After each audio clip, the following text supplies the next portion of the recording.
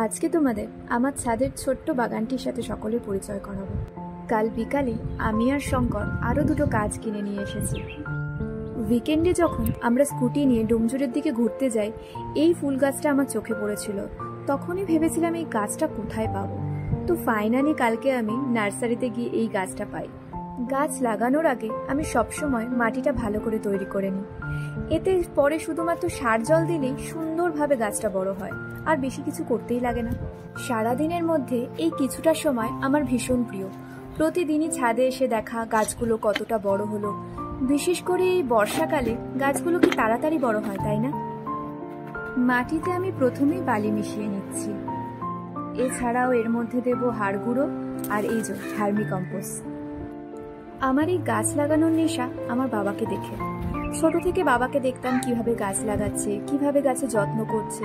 তখন আমি বাবার হেল্পার ছিলাম। বাবার হাতে সিজনাল ফ্লাওয়ার খুবই সুন্দর হতো।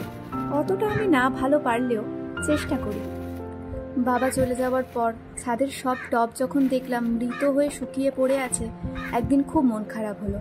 তারপর থেকেই এটা ওটা গাছ লাগাতে শুরু করলাম। এখন যে গাছটা লাগাচ্ছি, এই গাছটার নাম হচ্ছে জারুল গাছ। এই গাছটার কথাই বলছিলাম। পার্পল কালারের ফুল হয়, আমি অনেক দেখেছি রাস্তায়, কিন্তু কালকে নার্সারিতে গিয়ে পেয়ে আমি ভীষণ খুশি হয়েছি।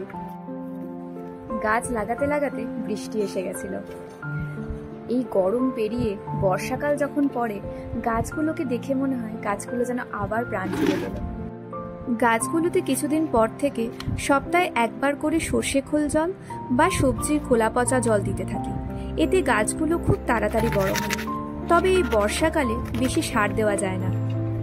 এখন যে গাছটা লাগাচ্ছি তোমরা সবাই জানো, এটা ড্রাগন ফ্রুট গাছ। জানি না এই গাছটা বড় করতে পারবো বা ফল ধরাতে পারবো কিনা। চেষ্টা করবো আর তোমাদের সাথে শেয়ার করবো যে পারলাম কিনা। তোমাদের যদি আরো সুন্দর সুন্দর ফুল গাছের নাম বা ফল গাছে যেগুলো তোমরা চাষ করেছো যদি তোমাদের জানা থাকে, আমাকে একটু জানিও না বন্ধুরা। আমি বিভিন্ন ধরনের ফুল গাছ আমার ছাদে লাগাতে চাই। এই যে এটা হচ্ছে একটা বুগেনভিলা।